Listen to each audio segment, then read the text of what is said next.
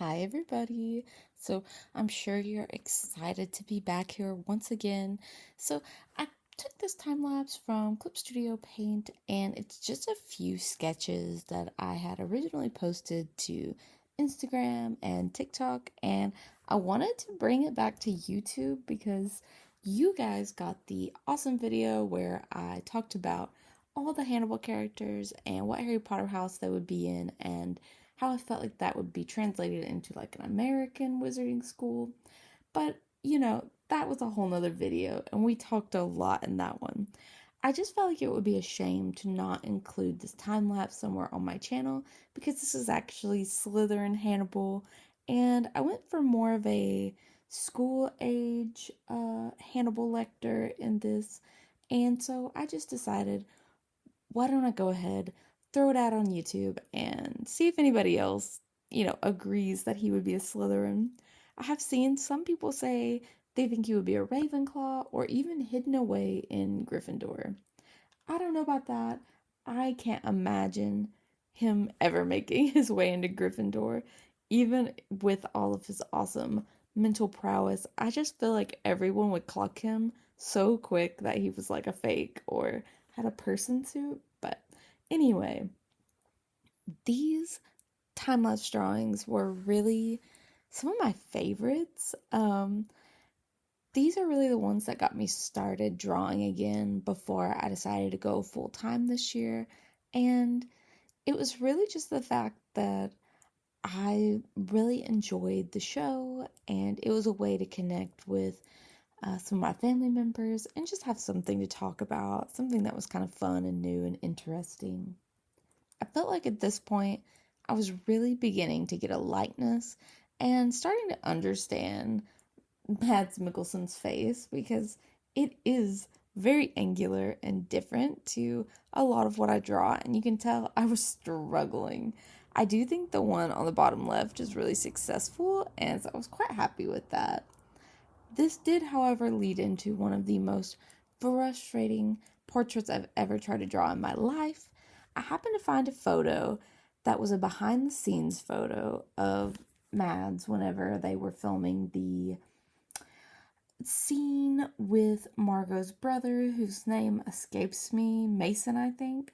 And in the behind the scenes, there is a dog that basically like licks his face. It's a weird, like, psychedelic scene in the show, but there is a screen cap that someone has taken, and he's smiling, and he just has this really cute expression. And for some reason, I thought, I really want to draw that. And let me just tell you, it was miserable, and I could not get his expression right. You can actually see me struggling with it right now. Unfortunately, when I exported this time lapse, it had the watermark over it, and I cannot find the file to export the original again. But I still wanted to put this out here because, in a way, I think it's really successful. You know who it is. But in another way, it's off, I think, personally, even though I think it really does look like the reference photo. And so I think it had something to do with the way his expression was and the way his features were pulled in such a way that he didn't really look like the character he was playing anymore. I think right here is the most successful I got, and then I kind of messed it up a little bit because I overworked it, but I'm still really proud of it. And it was at this point I got the inkling that I should go ahead and make it a Hogwarts style portrait, which, if you can tell I'm smiling, it's because I just think it's so fun to put characters in different universes, and I just love the idea of the magical wizarding world. I'm actually not much of a Potterhead in terms of like what people consider Potter fans to be today. I was out and reading it whenever it was around. However, it wasn't really that popular when I was reading it. It was actually kind of going through a time where it was very I don't know what the word would be, like religion was very, very against it. It was kind of getting banned in schools, and at the time my parents did not care at all. They were like, good, you're reading. And so I devoured those books. I read them when they came out. I was at my library, like begging for copies because when it was coming out, I was about 12 whenever Order of the Phoenix came out. So I have just a soft spot for the series, but I really fell out of it when it got mainstream and the movies started coming out. And I was just a little too old for it at that point. But I really feel like I've fallen back into a love of the characters and the world, which is unfortunate because the author has really become crazy. And I know there's like a television show coming out, but I think my love of the wizarding world is more about the escapism that I got to celebrate when I was a child. And it just kind of got me out of reality and into a different headspace. And it really did push my love of reading to new bounds. And it got me into series like Exanth and the Brandon Sanderson books. And I think I owe a lot of the fact that I even read Lord of the Rings to Harry Potter. It just really got me into the fantasy world that I wouldn't have known about if it wasn't for these young adult books being so popular at the time. Now, I don't say that to hate on anyone that likes Pottermore, the Harry Potter worlds that they've created. It's just not something that I really buy into. I love the concept, but I'm kind of not that into the characters or the plot anymore. However, I will always love Severus Snape, so RIP Alan Rickman. But the Hannibal Lecter in that universe could be so fun because in a way, he sort of is, I guess, with these new Fantastical Beast movies, which I haven't seen, and now that I know that he's in them, I really want to see them.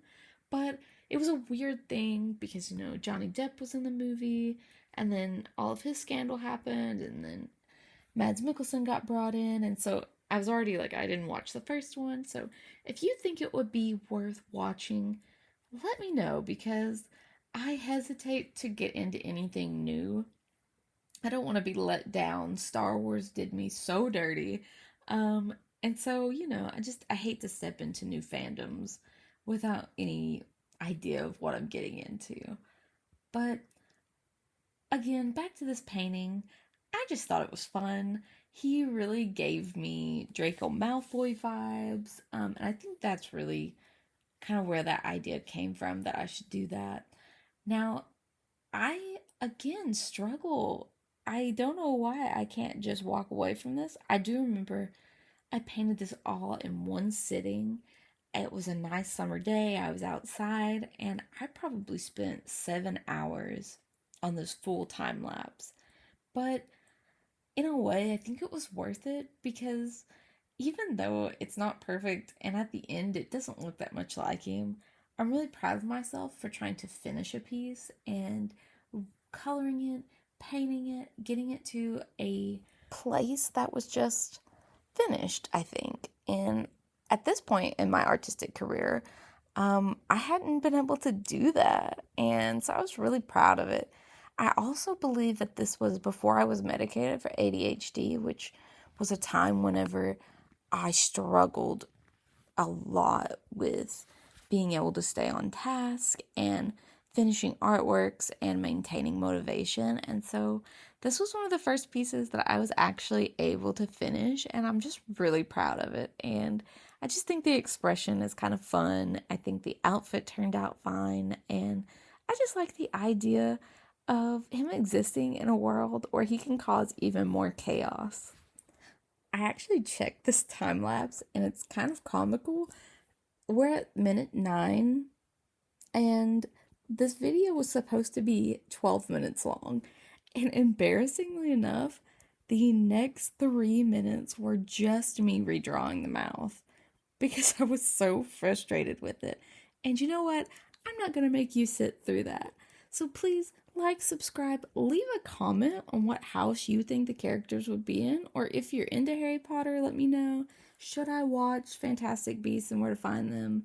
Should I get back into that world? Should I draw more Harry Potter? I don't know. You tell me. Okay, I'll see you guys on the flip side. Bye!